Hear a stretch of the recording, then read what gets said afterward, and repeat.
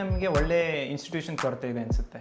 ರಿಸರ್ಚಿಗೆ ದುಡ್ಡು ಹಾಕ್ಬೇಕು. Like we have to like for example ಚೈನಾದಲ್ಲಿ ನೋಡಿದ್ರೆ they are funding a lot. Brain ಪವರಿಗೆ ಕೊರತೆ ಇಲ್ಲ ನಮಗೆ, ಬಟ್ ಫೆಸಿಲಿಟೀಸ್ ಆಮೇಲೆ ಅಪಾರ್ಚುನಿಟೀಸ್ ಮತ್ತು ಸರ್ಕಾರದ ಜವಾಬ್ದಾರಿ ಅಲ್ಲ ಅದು. ಹೌದು ನಾವು ಈ ನಿಟ್ಟಿನಲ್ಲಿ ಯೋಚನೆ ಮಾಡಲೇಬೇಕು. ರೀಸೆಂಟ್ಲಿ ಒಂದು H1B ಒಂದು ರೂಲ್ ತಂದರು, ಏನಂದರೆ 100 ಹೊರಗಿಂದ ಅಪ್ಲೈ ಮಾಡೋರಿಗೆ, ಹೊರದೇಶದಿಂದ ಅಪ್ಲೈ ಮಾಡೋರಿಗೆ 100K ಫೀಸ್ ಅಂತ. ಆ Trump decision is it fair and healthy?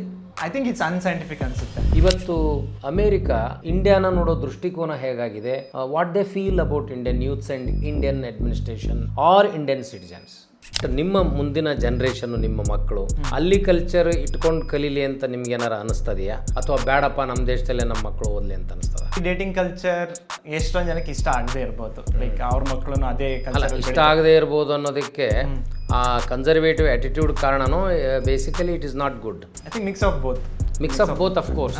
Why that dating culture is encouraged in America? Was it necessary for them?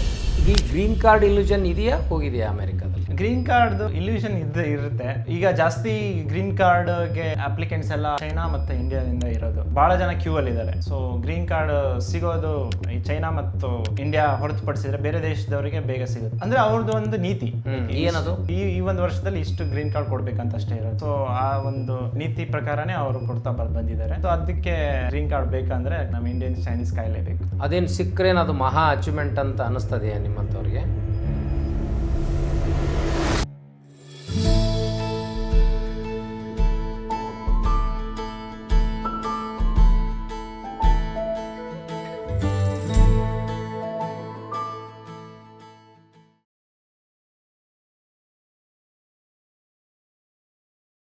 Expression duration ಇಂಪಾರ್ಟೆಂಟೋ ಅಥವಾ ಲ್ಯಾಂಗ್ವೇಜ್ ಸ್ಕಿಲ್ ಇಂಪಾರ್ಟೆಂಟೋ, ಬಾಡಿ ಲ್ಯಾಂಗ್ವೇಜ್ ಇಂಪಾರ್ಟೆಂಟು? ನಾನು as a HR trainer curiosity ಕೇಳ್ತಾ ಇದ್ದೀನಿ. I think 3 important ಅನ್ಸುತ್ತೆ. ಅಂದರೆ like ತುಂಬ ಲೆಂಗ್ದಿಯಾಗಿ ಹೇಳಬೇಕು, ಶಾರ್ಟಾಗಿ ಹೇಳಬೇಕು? ಇಲ್ಲ ಅವ್ರವ್ರದ್ದು ಪೇಸ್ ಎಲ್ಲ ಅವ್ರವ್ರು ಬಿಟ್ಟಿದ್ದು, ಎಷ್ಟು ಫಾಸ್ಟಾಗಿ ಹೇಳೋದು, ಸ್ಲೋ ಆಗಿ ಹೇಳೋದು. ಬಟ್ ಮುಂದೆ ಇದ್ದವ್ರಿಗೆ ಕ್ಲಾರಿಟಿ ಕೊಡುತ್ತಾ. ಸ್ಲೋ ಆಗಿ ಹೇಳಿದ್ರೆ ಬೆಟರ್ ಅನ್ಸುತ್ತೆ. ಲೈಕ್ ಯಾಕಂದರೆ ಮುಂದೆ ಇದ್ದವ್ರಿಗೂ ನೀವು ಹೇಳಿದ್ನ ಅರ್ಥ ಮಾಡ್ಕೊಳಕ್ಕೆ ಸ್ವಲ್ಪ ಟೈಮ್ ಬೇಕು. ಕಂಟಿನ್ಯೂಸ್ಲಿ ಬ್ಯಾಕ್ ಟು ಬ್ಯಾಕ್ ಅವರು ತಲೆಯಲ್ಲಿ ತುಂಬಕ್ಕಾಗಲ್ಲ. ಸೊ ಹಾಗಾಗಿ ಸ್ಲೋ ಆಗಿ ಕ್ಲಿಯರ್ ಆಗಿ ಹೇಳೋದು ಇಂಪಾರ್ಟೆಂಟು. ಇಂಡಿಯನ್ಸ್ದು ಇಂಗ್ಲೀಷ್ ಎಲ್ಲರಿಗೂ ಅರ್ಥ ಆಗುತ್ತೆ. ಲೈಕ್ ಫಾರ್ ಎಕ್ಸಾಂಪಲ್ ಅಮೆರಿಕಾದಲ್ಲೇ ಎಷ್ಟೊಂದು ಸ್ಲ್ಯಾಂಗ್ಸ್ ಇದ್ದಾವೆ, ಆಕ್ಸೆಂಟ್ಸ್ ಇದ್ದಾವೆ. ಸೊ ವೆಸ್ಟ್ ಕೋಸ್ಟಲ್ಲಿರೋದು ಈ ವೆಸ್ಟ್ ಕೋಸ್ಟಲ್ಲಿ ಸ್ಲೋ. ನ್ಯೂಯಾರ್ಕ್ದ ಆಕ್ಸೆಂಟ್ ಎಲ್ಲರಿಗೂ ಸ್ವಲ್ಪ ಚಾಲೆಂಜಿಂಗ್ ಅಂತಾರೆ, ತುಂಬ ಫಾಸ್ಟ್ ಮಾತಾಡ್ತಾರೆ ಅಂತಾರೆ. ಒಂದು ಸದರ್ನ್ ಆಕ್ಸೆಂಟ್ ಅಂತಿದೆ. ಸೊ ಹಾಗಾಗಿ ಬಟ್ ಇಂಡಿಯನ್ಸ್ ನಮ್ದು ಇಲ್ಲಿರೋ ಆ್ಯಕ್ಸೆಂಟ್ ಎಲ್ಲರಿಗೂ ಅರ್ಥ ಆಗುತ್ತೆ ಬೇಗ. ಸೊ ನಮಗೆ ನಮ್ದು ಇಂಗ್ಲೀಷ್ ಅರ್ಥ ಮಾಡ್ಕೊಂಡು ಅವ್ರಿಗೆ ಪ್ರಾಬ್ಲಮ್ ಆಗಲ್ಲ, ಅವ್ರ ಇಂಗ್ಲೀಷ್ ಅರ್ಥ ಮಾಡ್ಕೊಂಡು ಕೆಲವೊಂದು ಪ್ರಾಬ್ಲಮ್ ನಮ್ಗೆ. ಈಗ ಅಮೆರಿಕಾದಂಥ ದೇಶದಲ್ಲಿ ಇಷ್ಟೆಲ್ಲ ಚಾಲೆಂಜಸ್ ಇದ್ದಾಗ ಕೂಡ ಗೂಗಲ್ CEO ನಮ್ಮವರೇ ಆಗಲಿಕ್ಕೆ ನೀವು ಅದೇ ಫೀಲ್ಡ್ನಲ್ಲಿ ಇರೋದ್ರಿಂದ what you feel about his success? It's inspirational. ಅಂದರೆ ಅವರು ಇಲ್ಲಿ ಅವ್ರ ಕತೆ ಕೇಳಿದಾಗ ಲೈಕ್ ಅವರು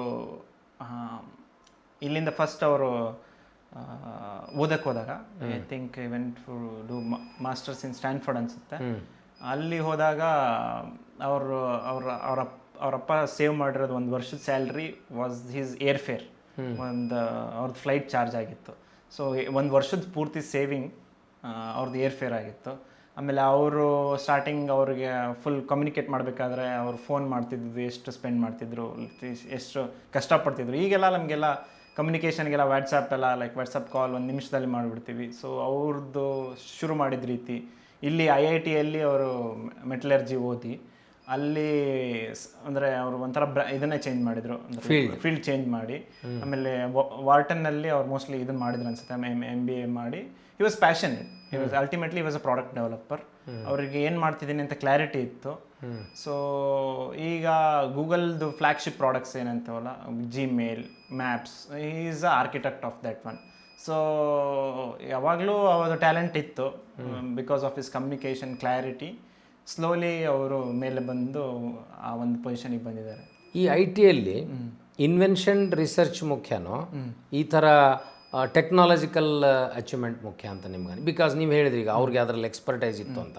ನಮ್ಮಲ್ಲಿ 2 ವಿಂಗ್ ಇದೆ, ಒಂದು scientific research and second is a technical approach and technology. ಒಂದು science and another is pure ಒಂದು ಅಪ್ಲಿಕೇಶನ್. ಸೊ ಪ್ಯೂರ್ ಸೈನ್ಸ್ನಲ್ಲಿ ಇಂಡಿಯನ್ಸ್ ವೀಕ್ ಅಂತಾರೆ, ಅದು ನಿಜನಾ? We are strong in application application.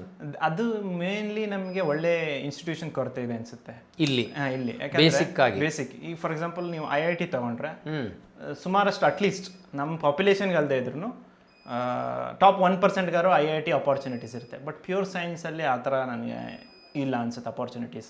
For example IISc Indian Institute of Science, ಆಮೇಲೆ Jawaharlal Nehru Centre for Advance Research Centre, ಆಮೇಲೆ TIRF ಅಂತ ಒಂದು 3-4 ಇನ್ಸ್ಟಿಟ್ಯೂಟ್ಸ್ ಬಿಟ್ಟರೆ ಪ್ಯೂರ್ ಸೈನ್ಸಲ್ಲಿ ನಮಗೆ ಶುದ್ಧ ವಿಜ್ಞಾನದಲ್ಲಿ ನಮಗೆ ಅಷ್ಟು ಅಪಾರ್ಚುನಿಟೀಸ್ ಇಲ್ಲ ಅಂತ ನನ್ನ ಭಾವನೆ.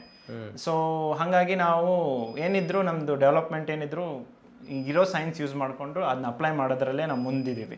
ಬಟ್ ನಮಗೆ deep research, for example deep medical research, ಆಮೇಲೆ ಫಿಸಿಕ್ಸ್ ಅಂತ, ಕೆಮಿಸ್ಟ್ರಿ, ಈಗ CNR ಅಚೀವ್ ಮಾಡಿದ್ರಲ್ಲ, ಸೊ ಆ ಥರ ಅವ್ರಿಗೆ ಒಂದು ಪ್ಲಾಟ್ಫಾರ್ಮ್ ಸಿಕ್ತು, IISc ಒಂದು ಪ್ಲಾಟ್ಫಾರ್ಮ್ ಸಿಕ್ತು. ಬಟ್ ನಾವು ತುಂಬ CNR ರಾವ್ಸ್ ನೋಡ್ಬೇಕಂತಂದ್ರೆ ನಮಗೆ ಆ ಥರ ಒಳ್ಳೆ ಇನ್ಸ್ಟಿಟ್ಯೂಷನ್. ಆಮೇಲೆ ನೀವು ಅಮೆರಿಕದಲ್ಲಿ ಅಂತೂ ತುಂಬ CNRs ನೋಡ್ತೀರಾ? CNR ರಾವ್ಸ್ ಅವರು ನೋಬೆಲ್ ಲಾರಿಯೇಟ್ಸ್. ಯಾಕಂದ್ರೆ ಅಲ್ಲಿ ನೋಬೆಲ್ ಇರೋದೇ ಅಲ್ಲಿ, ಮತ್ತೆ ಅವರು it's A land of opportunity. They invest lot of money on higher education, especially for basic science. So ನೀವು ಅದನ್ನು ದೃಷ್ಟಿಕೋನದಲ್ಲಿ ಇಟ್ಟುಕೊಂಡು ಇಂಡಿಯಾದಲ್ಲಿ ನಮ್ಮ higher education system, basic science education system ಯಾವ ರೀತಿ ಬದಲಾವಣೆ ಆಗಬೇಕಂತ ಬಯಸ್ತೀರಿ? ಒಂದು ಅದಕ್ಕೆ ಅದರ ಇಂಪಾರ್ಟೆನ್ಸ್ ಅರ್ಥ ಮಾಡ್ಕೊಳ್ಳೋದು ಇಂಪಾರ್ಟೆಂಟ್. ಲೈಕ್ ಗೌರ್ಮೆಂಟ್ ಆಗಲಿ ಅಥವಾ ಪ್ರೈವೇಟ್ನವರಾಗಲಿ, ಲೈಕ್ ಅದ್ರ ಮೇಲೆ ಇನ್ಸ್ಟಿಟ್ಯೂಷನ್ ಡೆವಲಪ್ ಮಾಡೋದು, ರಿಸರ್ಚಿಗೆ ದುಡ್ಡು ಹಾಕಬೇಕು. Like we have to, like for example ಚೈನಾದಲ್ಲಿ ನೋಡಿದ್ರೆ they are funding a lot for research. ನಮಗೆ ನಮ್ಮಲ್ಲಿ ಹಾಕ್ಬೋದಲ್ಲ, ಇನ್ನೂ ನಮ್ಮ ಪ್ರೊಡಕ್ಟಿವಿಟಿ ಹೆಚ್ಚಾಗುತ್ತೆ. ನಾವು ಹೋಗಿ ಕೆಲಸ ಮಾಡಿ ಬರ್ತೀವಿ ಅಮೆರಿಕಾದಲ್ಲಿ, ಬಟ್ ಸೈನ್ಸ್ ಆ್ಯಂಡ್ ರಿಸರ್ಚ್ ಇಲ್ಲಿ ಹಾಕಿದರೆ it may give very good result to Indian development ಅಂತಲ್ಲ. ಹೌದು, ಅದು ನಾವು ಇಂಪಾರ್ಟೆನ್ಸ್ ಕೊಡಬೇಕು.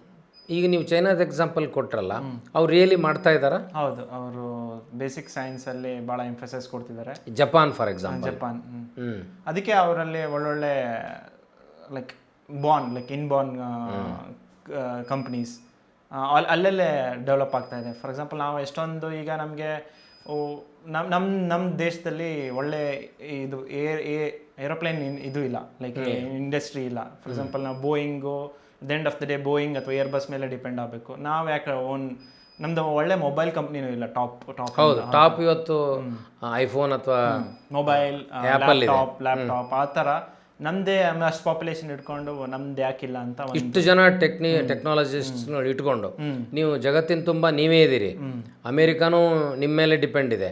ಹಂಗಿದ್ರು ಕೂಡ ನಮ್ಮಲ್ಲಿ ಬ್ರೈನ್ ಪವರಿಗೆ ಕೊರತೆ ಇಲ್ಲ ನಮಗೆ, ಬಟ್ ಫೆಸಿಲಿಟೀಸ್ ಆಮೇಲೆ ಅಪಾರ್ಚುನಿಟೀಸ್ ಮತ್ತು ಸರ್ಕಾರದ ಜವಾಬ್ದಾರಿ ಅಲ್ಲ ಅದು. ಹೌದು, ನಾವು ಈ ನಿಟ್ಟಿನಲ್ಲಿ ಯೋಚನೆ ಮಾಡಲೇಬೇಕು. ಈಗ ಈ ವಿಷಯಕ್ಕೆ ಬಂದಾಗ, ಹೈಯರ್ ಎಜುಕೇಷನ್ಗೆ ಬಂದಾಗ, you have grown as a applied science worker and then you are working in the land of America.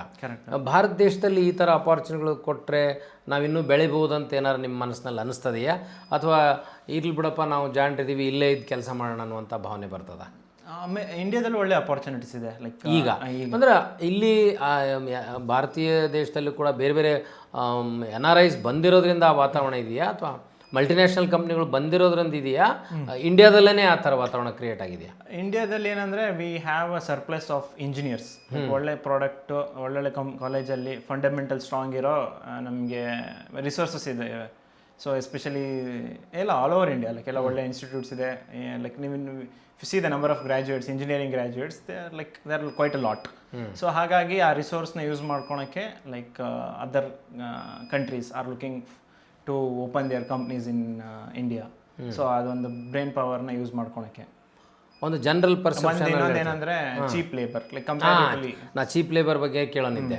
ಅಮೆರಿಕಾದಲ್ಲಿ ಒಂದು ಕಂಪ್ನಿ ನಿಮ್ಮನ್ನು ಇಟ್ಕೊಂಡು ಸ್ಯಾಲ್ರಿ ಕೊಡೋದಕ್ಕೂ ಅದೇ ಕಂಪ್ನಿ ಇಂಡಿಯಾದಲ್ಲಿ ಸ್ಟಾರ್ಟ್ ಮಾಡಿ ಚೀಪ್ ಲೇಬರ್ನಲ್ಲಿ ಕೆಲಸ ಮಾಡಿಸ್ಕೊಳ್ಳೋ ಆ್ಯಟಿಟ್ಯೂಡ್ ಇದೆಯಲ್ಲ, ಅದು ಸರಿನಾ ತಪ್ಪ? ನಾವು ಹಂಗೆ ಮಾಡಬೇಕೋ ಮಾಡಬಾರ್ದು? ಅದು ಪರ್ಸ್ಪೆಕ್ಟಿವ್ ಅನಿಸುತ್ತೆ. ಬಟ್ ಕಂಪ್ನಿ ಯಾವಾಗಲೂ ಅವರ ಒಂದು ಪ್ರಾಫಿಟ್ ಬಗ್ಗೆ ಯೋಚನೆ ಮಾಡೋದು. ಸೊ ಹಾಗಾಗಿ ಇನ್ ಅ ವೇ ಲೈಕ್ ಈಗ ಏನಾಗ್ತಿದೆ ಅಮೆರಿಕಾದಲ್ಲಿ ಪರಿಸ್ಥಿತಿ, ಲೈಕ್ ಅಲ್ಲಿ ಈಗ ರೀಸೆಂಟ್ಲಿ ಒಂದು H1B ಒಂದು ರೂಲ್ ತಂದರು. ಏನಂದರೆ 100 ಹೊರಗಿಂದ ಅಪ್ಲೈ ಮಾಡೋರಿಗೆ, ಹೊರದೇಶದಿಂದ ಅಪ್ಲೈ ಮಾಡೋರಿಗೆ 100K ಫೀಸ್ ಅಂತ. ಸೊ ಕಂಪ್ನೀಸ್ ಅದನ್ನ ಇನಿಷಿಯಲಿ ಅದ್ರ Trump decision, is it fair and healthy? I think it's unscientific ಅನಿಸುತ್ತೆ. ಯಾಕಂದರೆ H1B ಇಂದ ಅಲ್ಲಿವರೆಗೇನು ತೊಂದರೆ ಆಗಲ್ಲ ಆ್ಯಕ್ಚುಲಿ ನನ್ನ ಪ್ರಕಾರ. Because they go and work. They go and work and also ಅಲ್ಲಿ ಈಗ ಯಾರು ಅಮೇರಿಕನ್ ಅಲ್ಲಿ ಪ್ರಜೆಗಳ ಮೇಲೆ ನಮಗೆ ಪ್ರಿಫರೆನ್ಸ್ ಕೊಡಲ್ಲ. ಈ ಟ್ಯಾಲೆಂಟ್ ಎಲ್ಲಿಂದ ಸಿಗುತ್ತೋ ಅಷ್ಟೇ ಪ್ರಿಫರೆನ್ಸ್ ಕೊಡೋದು. ಅವ್ರು ಮಾರ್ಕೆಟ್ ಮಾಡ್ತಾರೆ ಯಾರಿದ್ರೇನು. ಹಾಂ ಹೌದು. ಸೊ ಅಲ್ಲಿ ಒಬ್ಬ ಸಿಟಿಸನ್ ಎಲಿಜಿಬಲ್ ಇದ್ದರೆ ಅವ್ರು ಡೆಫಿನೆಟ್ಲಿ ಅವ್ರಿಗೆ ಚಾನ್ಸ್ ಕೊಡೋದು. ಸೊ ಹಾಗಾಗಿ ಆ ವಿಷಯದಲ್ಲಿ ಈ ಥರ ಯೋಚನೆ ಮಾಡೋಕ್ಕಾಗಲ್ಲ. ಸೊ ಈ ಒಂದು ಡಿಸಿಷನ್ ಏನಾಗುತ್ತೆ ಅಂತಂದರೆ ಲೈಕ್ ಈಗ ನೋಡಿ ಎಷ್ಟೊಂದು ಇಮಿಡಿಯೇಟ್ಲಿ ಲಾಸ್ಟ್ 6 monthsಲ್ಲಿ ಎಲ್ಲ top companies Amazon, Facebook, Google, Microsoft ಎಲ್ಲರೂ ಅನೌನ್ಸ್ ಮಾಡಿದರು ಇಷ್ಟೊಂದು $billions ನಾವು ಇಂಡಿಯಾದಲ್ಲಿ ಇನ್ವೆಸ್ಟ್ ಮಾಡ್ತೀವಿ, ಅಲ್ಲಿರೋ ಆಫ್ ಶೋರ್ ಡೆವಲಪ್ಮೆಂಟ್ಸ್ ಕ್ರಿಯೇಟ್ ಮಾಡಿ ಅಲ್ಲಿನೇ ಟ್ಯಾಲೆಂಟ್ ಹೈರ್ ಮಾಡ್ತೀವಿ ಅನ್ನೋದು. ಸೊ ಅಲ್ಟಿಮೇಟ್ಲಿ ಈಗ ಇಂಡಿಯಾದ ರೆವೆನ್ಯೂನು ಜಾಸ್ತಿ ಆಗುತ್ತೆ ಆ ಥರ. ಅಲ್ಲಿ ಜಾಬ್ ಅಪಾರ್ಚುನಿಟೀಸ್ ಎಲ್ಲ ಇಲ್ಲಿ ಮೂವ್ ಆದಂಗೆ ಆಗುತ್ತೆ because of this one rule. Just to please the American original citizens, ನೀವು ಹೊರಗಿನವರೆಲ್ಲ ಇಲ್ಲಿರೋದು ಬೇಡ ಅನ್ನುವಂಥ statement how far it is suitable to American economy or IT sector? I think it's it's harmful to them. Like ಒಂದು ಅದು ಅಷ್ಟೇ ನೀವು ಹೇಳ್ದಂಗೆ ಅದು just to please them. Like there is nothing scientific about just to political gain, political ಇದಷ್ಟೇ ಅದು. So ಈ ಥರ ಮಾಡೋದ್ರಿಂದ ಒಂದು ಅವ್ರಿಗೆ ಸ್ಲೋಲಿ ಅರಿವಾಗುತ್ತೆ ಅನಿಸುತ್ತೆ. ಐ ಥಿಂಕ್ ಈಗ ಎಲ್ಲ ಈಗ ಹೆಂಗೆ ಅಂದರೆ ಈಗ ಒಂದು ಕನ್ಸರ್ವೇಟಿವ್ ಗೌರ್ಮೆಂಟ್ ಇರುತ್ತೆ, ಸಡನ್ ಆಗಿ ಲಿಬ್ರಲ್ ಗೌರ್ಮೆಂಟ್ ಆಯ್ಕೆ ಆಯಿತು ಅಂದರೆ ಹೆಂಗೆಲ್ಲ ಫ್ರೀ ಬಿಡ್ತಾರೋ ಹಾಗೆ ಇದು ಒಂದು ಲಿಬ್ರಲ್ ಗೌರ್ಮೆಂಟ್ ಇತ್ತು, ಈ ಕನ್ಸರ್ವೇಟಿವ್ ಗೌರ್ಮೆಂಟ್ ಬಂದಿದೆ, ಈಗೆಲ್ಲ ಟೈಟ್ ಮಾಡಿದ್ದಾರೆ. ಸ್ಲೋಲಿ ಅದು ಸಡಿಲಗೊಳ್ಳುತ್ತೆ ಅಂತ. ಅದು ಏನು ಯೂಸ್ ಹಂಗೆ ಮಾಡೋದ್ರಿಂದ? ಅದು it's political, it's all completely political. ಈ ಥರದ ಪೊಲಿಟಿಕಲ್ ಗೇಮ್ ಅಲ್ಲಿನೂ ಇದೆ. ನೀವು ಆ್ಯಸ್ ಎ ಪ್ರೊಫೆಷ್ನಲ್ ಆಗಿರ್ತೀರಿ, ನಿಮಗೆ ವರ್ಕ್ ವೀಸಾ ಇರುತ್ತೆ, ನಿಮಗೆ ಗ್ರೀನ್ ಕಾರ್ಡ್ ಇಲ್ಯೂಷನ್ ಇದೆಯಾ, ಹೋಗಿದೆಯಾ ಅಮೇರಿಕಾದಲ್ಲಿ? ಗ್ರೀನ್ ಕಾರ್ಡ್ದು ಇಲ್ಯೂಷನ್ ಇರುತ್ತೆ. ಸೊ ಏನಂದರೆ ಬಟ್ ಈಗ ಜಾಸ್ತಿ ಗ್ರೀನ್ ಕಾರ್ಡ್ಗೆ ಅಪ್ಲಿಕೆಂಟ್ಸ್ ಎಲ್ಲ ಚೈನಾ ಮತ್ತು ಇಂಡಿಯಾದಿಂದ ಇರೋದು. ಸೊ ಹಾಗಾಗಿ ಈಗ ಭಾಳ ಜನ ಕ್ಯೂ ಅಲ್ಲಿದ್ದಾರೆ. ಸೊ ಗ್ರೀನ್ ಕಾರ್ಡ್ ಸಿಗೋದು ಈ ಚೈನಾ ಮತ್ತು ಇಂಡಿಯಾ ಹೊರತುಪಡಿಸಿದ್ರೆ ಬೇರೆ ದೇಶದವರಿಗೆ ಬೇಗ ಸಿಗುತ್ತೆ. ಅವ್ರ ಡ್ರೀಮ್ಸ್ ಎಲ್ಲ ಹಿಡ್ಕೋಬೋದು. ಬಟ್ ಇಂಡಿಯಾ ಚೈನಾ ಅದೇ ಇದರಲ್ಲಿ ಇರೋಕ್ಕಾಗಲ್ಲ. ಅಲ್ಲ, ಇಂಡಿಯಾ ಚೈನಾದವ್ರಿಗೆ ಡಿಲೇ ಮಾಡಲಿಕ್ಕೆ ಕಾರಣ ಏನಿರ್ಬೋದು? ಅಂದರೆ ಅವ್ರದ್ದು ಒಂದು ನೀತಿ ಏನದು, ಇಷ್ಟು ಈ ಒಂದು ವರ್ಷದಲ್ಲಿ ಇಷ್ಟು ಗ್ರೀನ್ ಕಾರ್ಡ್ ಕೊಡ್ಬೇಕಂತ ಅಷ್ಟೇ ಇರೋದು. ಸೊ ಆ ಒಂದು ನೀತಿ ಪ್ರಕಾರನೇ ಅವರು ಕೊಡ್ತಾ ಬಂದಿದ್ದಾರೆ. ಸೊ ಅದಕ್ಕೆ ಗ್ರೀನ್ ಕಾರ್ಡ್ ಬೇಕಂದ್ರೆ ನಮ್ಮ ಇಂಡಿಯನ್ ಚೈನೀಸ್ ಕಾಯಲೇಬೇಕು. ಅದೇನು ಸಿಕ್ಕರೇನು ಅದು ಮಹಾ ಅಚೀವ್ಮೆಂಟ್ ಅಂತ ಅನ್ನಿಸ್ತದೆಯಾ ನಿಮ್ಮಂಥವ್ರಿಗೆ? ಅದು perspective at the end of the day. ಒಬ್ಬರಿಗೆ ಅಲ್ಲಿರೋದು ಭಾಳ ಇಂಪಾರ್ಟೆಂಟು. ನಮ್ಮ ದೇಶ ಬಿಟ್ಟು ಬಂದಿದ್ದೀವಲ್ಲ, ಬಿಟ್ಟಿದ್ರು ಪರವಾಗಿಲ್ಲ, ಅಮೇರಿಕಾದಲ್ಲೇ ಇರಬೇಕು ಅಂತ ಅಲ್ಲಿ ಲೈಫ್ಗೆ ಅಡ್ಜಸ್ಟ್ ಆದವರು, ಬಿಟ್ಟು ಬರೋಕ್ಕೆ ಆಗೋದೇ ಇಲ್ಲ ಅಂತ ಅಂದವರಿಗೆ ಅದು ಇಂಪಾರ್ಟೆಂಟ್ ಆಗುತ್ತೆ. ಇಲ್ಲ ಓಪನ್ ಆಗಿದ್ದರೆ ನಾವು ಇರೋಷ್ಟು ದಿನ ಇರ್ತೀನಿ ಅನ್ನೋರು ಇದ್ದರೆ ಇಟ್ ರಿಯಲಿ ಡಸಂಟ್ ಮ್ಯಾಟರ್. ಒಂದು ಕಲ್ಚರಲ್ ಕ್ರೈಸಿಸ್ ಬಂದಾಗ ನೀವು ಮೆಚುರಿಟಿ ಬಂದಮೇಲೆ ಡಿಗ್ರಿ ಆದಮೇಲೆ ಅಲ್ಲಿ ಹೋಗ್ತೀರಿ, ನಿಮಗೆ ಆ ಕಲ್ಚರ್ ಇನ್ಫ್ಲುಯೆನ್ಸ್ ಆಗದೆ ಬದುಕುವಂಥ ರೀತಿ ಇರ್ತದೆ. ಬಟ್ ನಿಮ್ಮ ಮುಂದಿನ ಜನ್ರೇಷನ್ನು, ನಿಮ್ಮ ಮಕ್ಕಳು ಅಲ್ಲಿ ಕಲ್ಚರ್ ಇಟ್ಕೊಂಡು ಕಲೀಲಿ ಅಂತ ನಿಮ್ಗೆ ಏನಾರು ಅನ್ನಿಸ್ತದೆಯಾ, ಅಥವಾ ಬೇಡಪ್ಪ ನಮ್ಮ ದೇಶದಲ್ಲೇ ನಮ್ಮ ಮಕ್ಕಳು ಓದಲಿ ಅಂತ ಅನಿಸ್ತದ? ಕಲ್ಚರಲ್ಲಿ ದಟ್ ಕಾನ್ಫ್ಲಿಕ್ಟ್ ಇದ್ದೇ ಇರುತ್ತೆ. ಯಾಕಂದರೆ this is very important. I understand. ನಾನು ಎಷ್ಟೊಂದು ಸರಿ ಮಕ್ಕಳು ದೊಡ್ಡದು ಆಗೋದ್ರಲ್ಲಿ ನಾನು ಇಲ್ಲಿ ಬಂದುಬಿಡ್ಬೇಕು ಅಂತ ಫೀಲಿಂಗ್ ಇರುತ್ತೆ. ಯಾಕಂದರೆ ಅಲ್ಲಿ ಡೇಟಿಂಗ್ ಕಲ್ಚರ್ ಎಷ್ಟೊಂದು ಜನಕ್ಕೆ ಇಷ್ಟ ಆಗದೆ ಇರ್ಬೋದು. ಲೈಕ್ ಅವ್ರ ಮಕ್ಕಳು ಅದೇ ಕಲ್ಚರ್ ಇಷ್ಟ ಆಗದೆ ಇರ್ಬೋದು ಅನ್ನೋದಕ್ಕೆ ಆ ಕನ್ಸರ್ವೇಟಿವ್ ಆಟಿಟ್ಯೂಡ್ ಕಾರಣನೋ? Basically it is not good. I think mix of both of course. Why that dating culture is encouraged in America? Was it necessary for them? ಅದು ಮುಂಚೆಯಿಂದ ಬಂದಿದ್ದಂತ ಅನಿಸುತ್ತೆ ನನಗೆ. I don't know how it began, but ಆ ಫ್ರೀಡಮ್ಮೇ ಆ ಥರ ಒಂದು open culture, ಅಥವಾ ಅದಕ್ಕೆ ಅವ್ರು ಇಂಪಾರ್ಟೆನ್ಸ್ ಕೊಡಲಿಲ್ಲ. ಅದನ್ನ cultural part and character, according to them it is important. Like open culture ಇರೋದು, ಡೇಟಿಂಗ್ ಕಲ್ಚರ್ ಇರೋದು, ನಮ್ಮ ಪಾರ್ಟ್ನರ್ ನಾವು ಹೇಗಿದ್ದೇವೆ ಅಂತ ತಿಳ್ಕೊಳೋದು, ಲೈಕ್ ನಮ್ಗೆ ಎಂಥ ಪಾರ್ಟ್ನರ್ ಬೇಕಂತ ಫೈಂಡ್ ಔಟ್ ಮಾಡೋದು. They think that it is important. ಅದು ಅವ್ರಿಗೆ ಅನಿಸ್ತು. ನಿಮ್ಗೆ ನಾಳೆ ನಿಮ್ಮ ಮಕ್ಕಳಿಗೆ ಅದು ಬೇಡ ಅಂತ ಅನಿಸ್ತದಲ್ಲ, ಯಾಕೆ? ಅದೇ conflict. at the end of the day, conflict ನಾವು ಬೆಳೆದಿರೋ ರೀತಿ contradiction contradiction conflict of course we have to accept it. ನಾವು ಬೆಳೆದಿರೋ ರೀತಿ, ನಾವು ಥಿಂಕ್ ಮಾಡೋ ರೀತಿಗೂ ಅಲ್ಲಿರೋ ಕಲ್ಚರ್ಗೂ ಒಂದು ಕಾನ್ಫ್ಲಿಕ್ಟ್ ಇದ್ದೇ ಇರುತ್ತೆ.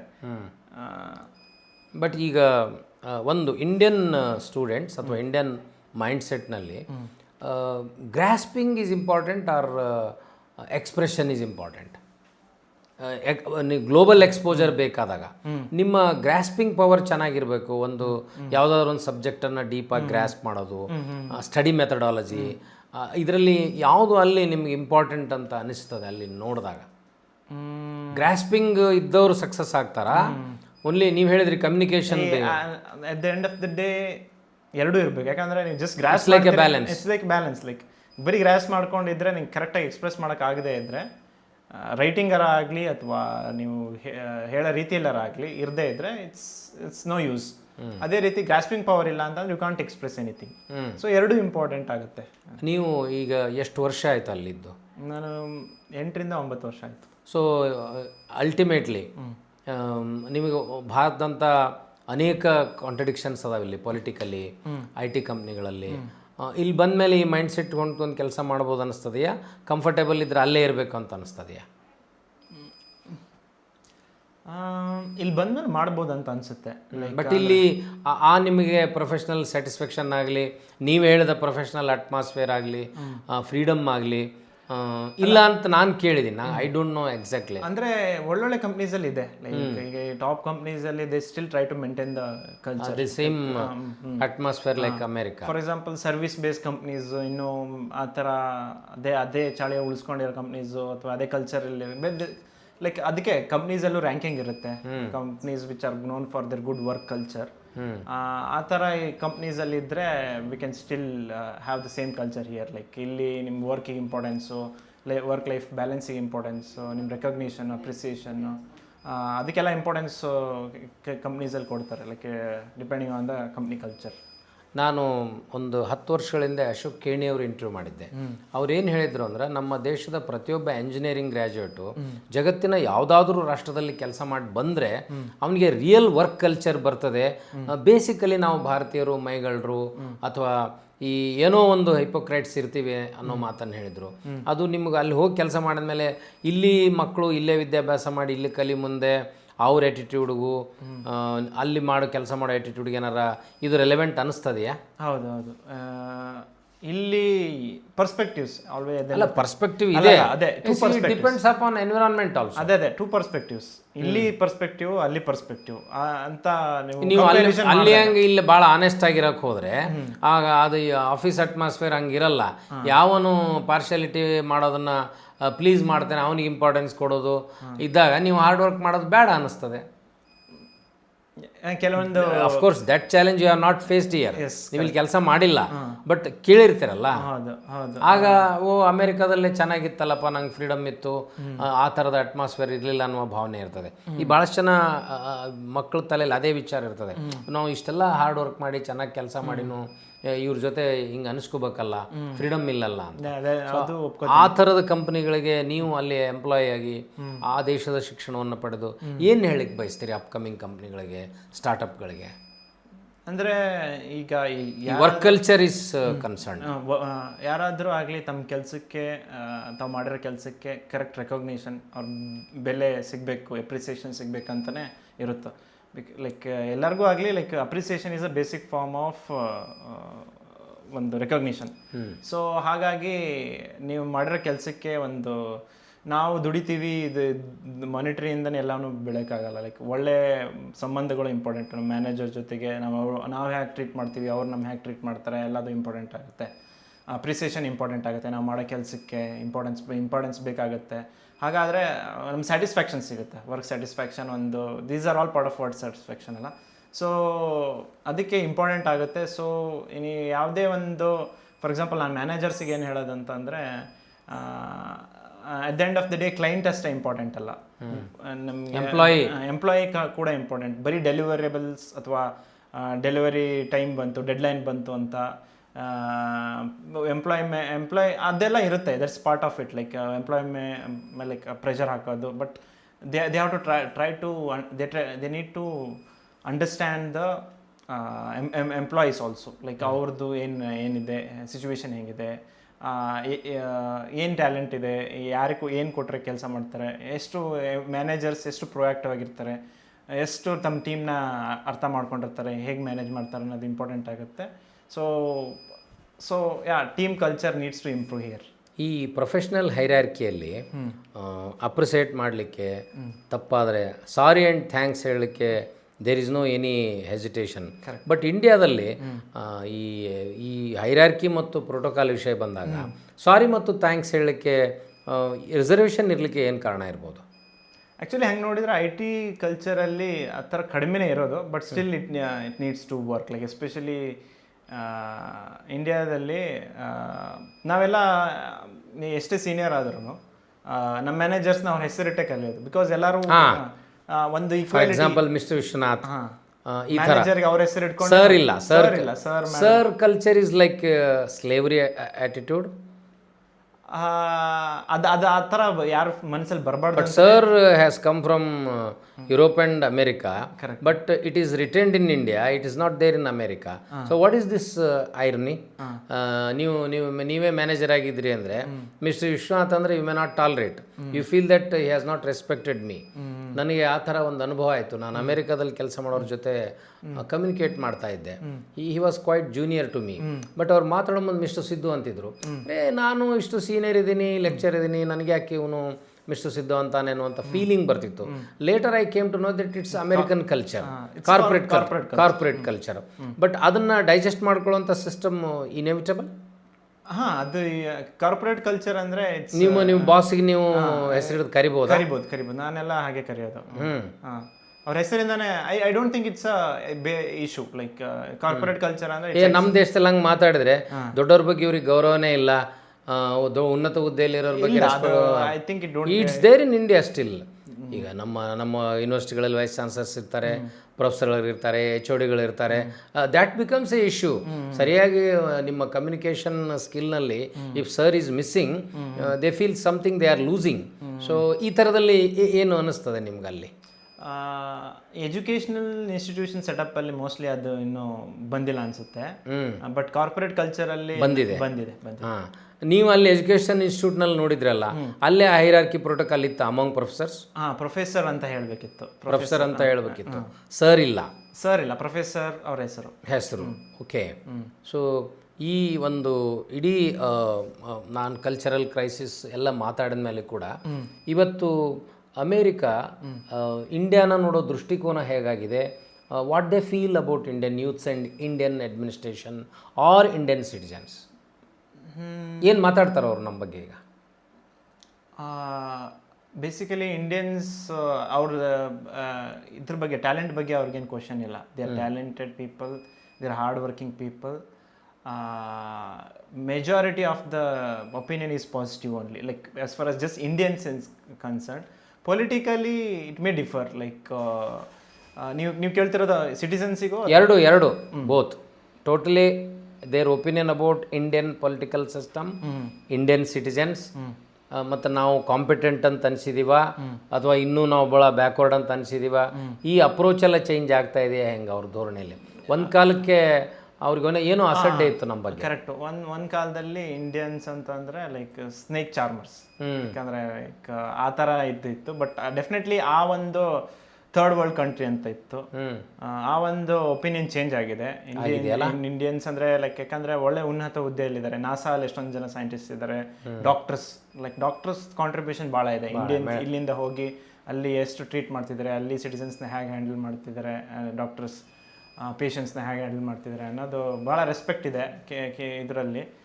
Politically it will change, but ಇನ್ನೂ ಅವರಿಗೆ ಇಂಡಿಯಾ ಅಂತ ಅಂದರೆ like it's still developing nation. ಒಂದು ಪೊಲಿಟಿಕಲಿ ಅಥವಾ ಅವರು I think they are not to concern about what politics is going in India. But ಅವ್ರು ಸ್ಟಿಲ್ ಒಂಥರ ಅವರು ನಮ್ಮನ್ನ ಇನ್ನು ಪೂರ್ತಿ ಡೆವಲಪ್ ನೇಷನ್ ಅಂತ ನೋಡಿಲ್ಲ. ಲೈಕ್ ಅವ್ರ ದೃಷ್ಟಿಯೊಳಗೆ ಯಾವುದು ಡೆವಲಪ್ಡ್ ನೇಷನ್? ಅವ್ರ ದೃಷ್ಟಿಯೊಳಗೆ ಅವರೇ ದೊಡ್ಡಣ್ಣ ಅನ್ಕೊಂಬಿಟ್ಟಾರಲ್ಲ ಅವ್ರು. ಆ್ಯಕ್ಚುಲಿ ನನ್ನ ಪ್ರಕಾರ ಚೈನಾಕ್ಕೆ ಹೆದರ್ತಾರ.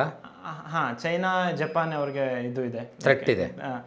ಅದೇ ಥ್ರೆಟ್ ಅಂದರೆ ಚೈನಾ ಅಂತಲೇ ಕನ್ಸಿಡರ್ ಮಾಡೋದು. Japan is a friendly nation to America. Chinese ಅಂತ ಅಂದರೆ ಲೈಕ್ ಚೈನಾ ಅಂದರೆ ಲೈಕ್ ದೇರ್ ಕಾಂಪಿಟೇಟರ್ಸ್ ಅಂತಲೇ ಇದು. ಲೈಕ್ ಎಲ್ಲರೂ irrespective of the party, China ಅಂತಂದರೆ it's like competitor, strong competitor. India ಇನ್ನೂ ಆ ದೃಷ್ಟಿಯಲ್ಲಿ ನೋಡಲ್ಲ.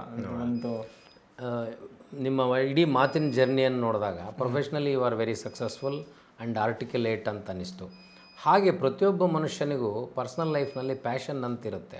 So what kind of passion you have adapted to avoid your loneliness? ನನಗೆ ಆಟ ಅಂದರೆ ಇಷ್ಟ.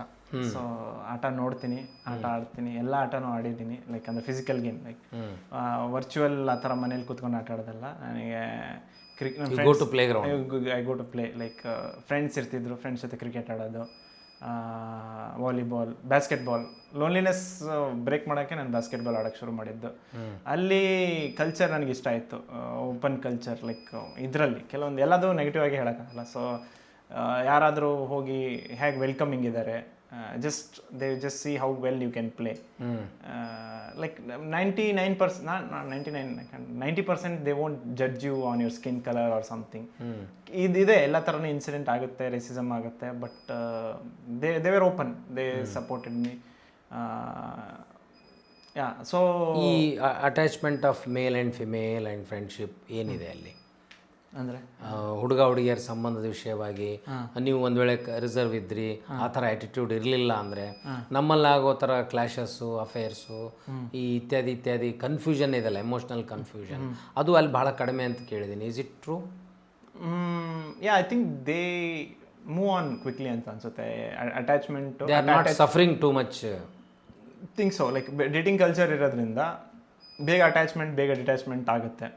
V live in that emotional baggage. ಅದು ಇನರ್ಷಿಯಾ ಒಂದು ಕ್ಯಾರಿ ಮಾಡ್ತೀವಿ ಪ್ರತಿಯೊಂದು ಸಾರಿ, depending on how we grow up, ಎಷ್ಟು ಕ್ಲೋಸ್ ಆಗಿ, ಎಷ್ಟು ಕ್ಲೋಸ್ ಫ್ಯಾಮಿಲಿ ವ್ಯಾಲ್ಯೂಸಿಂದ ಗ್ರೋ ಆಗಿರ್ತೀವಿ, ಅದ್ರ ಮೇಲೆ we still be in that same zone for while. ಅಲ್ಲಿ ಬೇಗ ಮೂವ್ ಆಗ್ತಾರೆ. ಬಟ್ ನಾವು ಅದನ್ನು ಅಡಾಪ್ಟ್ ಮಾಡ್ಕೊಳಕ್ಕಾಗಲ್ಲ, ನಮಗೆ ಇಟ್ಸ್ ನಾಟ್ ಫೇರ್ ಆಲ್ಸೋ. ಹಾಂ, ಹೌದು. ಆ ಒಂದು ಕಲ್ಚರಿಗೆ ನಮಗೆ ನಾವು ಬೆಳೆದಿರೋ ರೀತಿಗೂ ಸ್ವಲ್ಪ ನಮ್ಮಲ್ಲಿ ಪ್ಯಾಷನ್ಸ್ ರಿಲೇಟೆಡ್ ರೀಡಿಂಗ್, ರೈಟಿಂಗ್ ಇದೆ. ಬಟ್ ನಾನು ಅಲ್ಲಿ ಕೇಳೋ ಹಾಗೆ ಇವತ್ತು ಅಮೆರಿಕನ್ನಿಂದ ತುಂಬ ಇನ್ಸ್ಪೈರಿಂಗ್ ಸ್ಟೋರೀಸು, ಮೋಟಿವೇಶ್ನಲ್ ರೈಟಿಂಗ್ಸ್ ತುಂಬ ಬರ್ತಿದೆ.